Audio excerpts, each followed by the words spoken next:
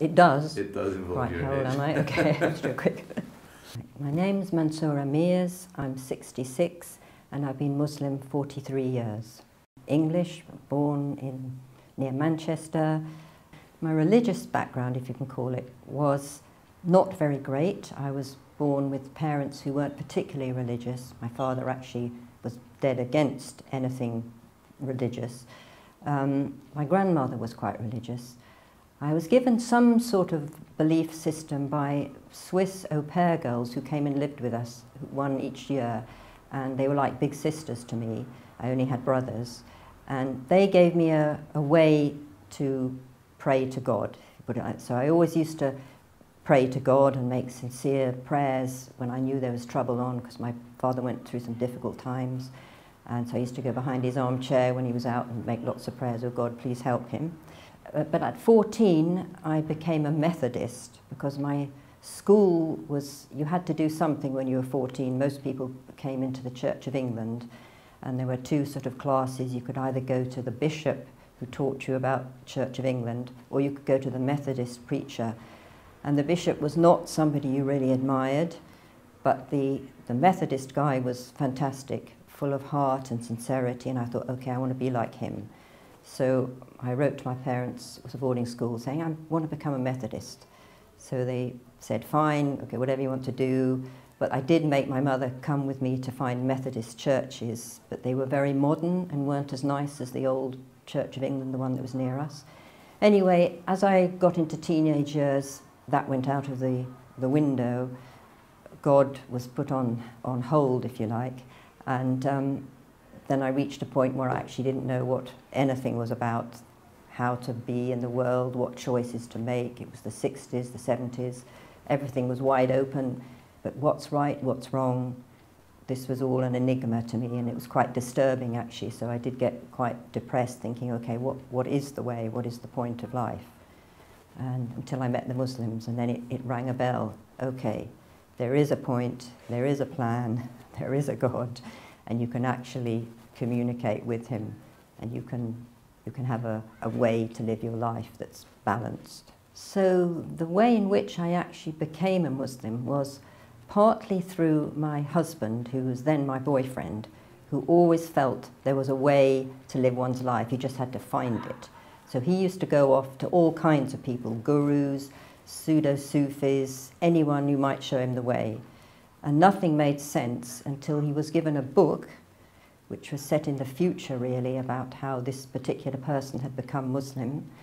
And he read the book, and as he bought it and walked out of the shop, he saw a poster for an open public meeting with something to do with calligraphy and something vaguely to do with Islam. So he thought, okay, so he went to that. At the meeting, he met the author of the book. So this was a huge moment for him, and he went afterwards with that person for a meal, and everything clicked. He said, this is what I've been looking for. But actually, the person, the sheikh, said, hang on, let's see, where's your life, what are you doing, who are you with? And he held him off for 3 months from becoming a Muslim. So then I had to make a decision, okay, is this what I want? And I wasn't very sure, because I was fed up with ways to live your life, and I'd been to quite a disciplined school where you're woken every morning by a bell at 10 to 7. I think I don't want anyone waking me up at any hour of the night or day to do anything. So it took me a while to think about this, but it did ring a bell, okay, in somewhere deep in my being, okay, yes, there is a God, there is a way. So in the end, I made the decision and jumped in. Well, what concerned me was that this is quite a difficult, regimented life, and also because my first experience of it was immediately living with other Muslims. So there was no let-up. You weren't just in your home thinking about, okay, I'll do this, I'll maybe go to the mosque. You were there 24/7, you were with the Muslims. So it was very full-on, but alhamdulillah, that's good in one way, because you were totally immersed in it. And I just gradually took on everything that I needed to do, but you know, life's learning, and you never stop learning. So Islam gave me a way to interpret my life. So events and things that happen to you, you can see, or I can see, a meaning in them. Okay, so whether it's difficulty or joy, the good and the bad, all have a meaning for you. So you can turn things to Allah, God, and you're not just adrift on a sea without any navigator.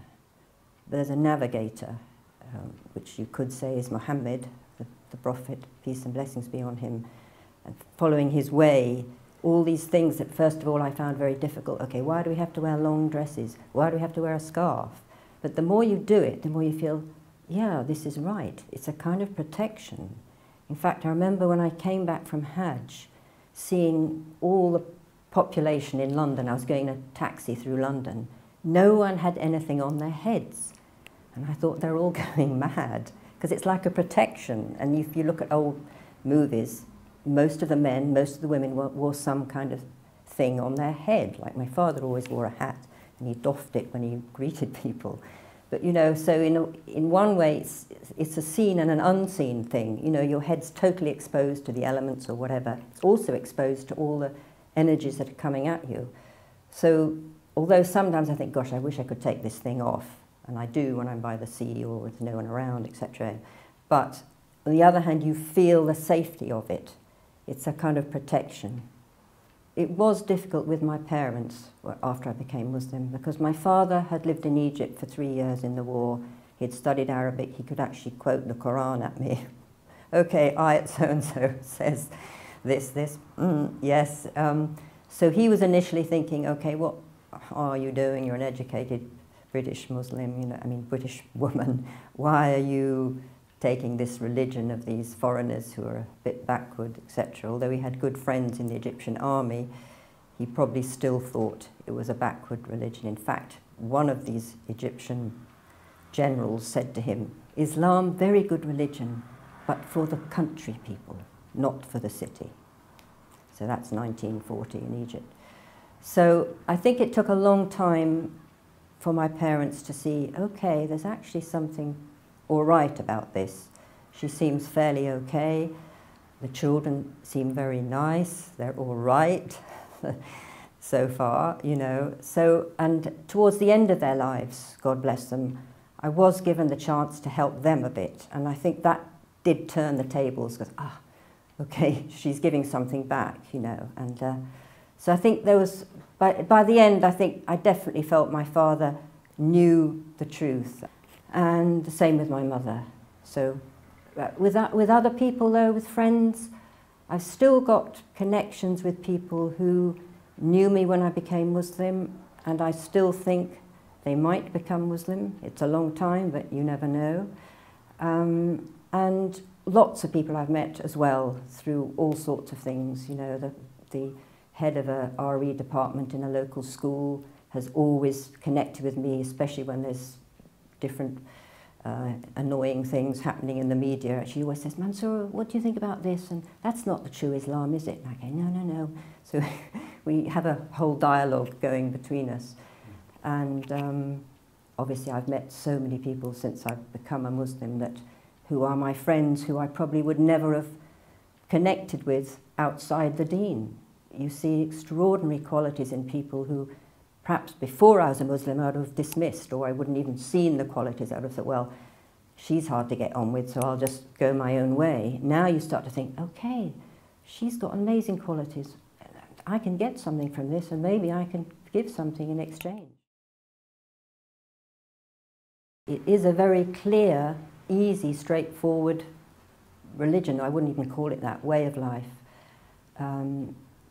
Try and avoid the media craziness that's going on, everything in the world that's telling you it's mad.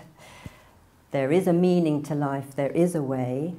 If the intention is there, you will find the way. And I would just say all the best to anyone who's thinking of this.